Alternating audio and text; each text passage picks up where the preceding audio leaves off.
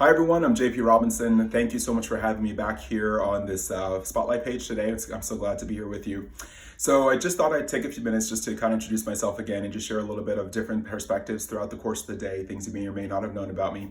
One of the things I really love to do as an author is really work with community engagement. I've been part of that. I've been actually active in my community for a number of years in a variety of ways. If you're following me on Facebook lately, or if you're in the Lancaster, Pennsylvania area and read the newspaper, you may have seen my face on the front page, and you might be familiar with the program I'm running called Read to Feed.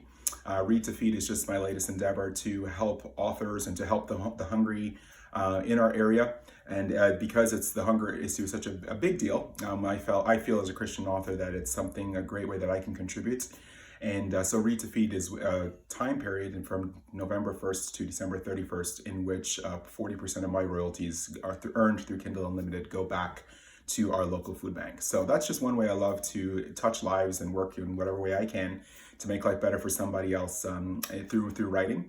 Another thing I love to do in writing is actually just touch on real world problems. As a reader myself, I love books that actually deal with realistic issues that portray life in a real way, while also hopefully offering an inspiring message and just really connecting in a deep personal way with me. So in my writing, I try to project that. So a lot of my books are always dealing with, I love espionage and I love thrillers and that kind of aspect of it, but there's always this straight undertone that brings into focus a lot of relationships that are sometimes not always the best.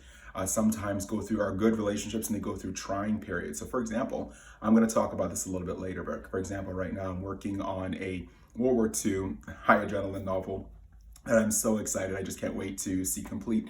But in this story, we have a couple whose marriage starts off really strong, really well, and then it gets really tested through a lot of the situations that the war brings.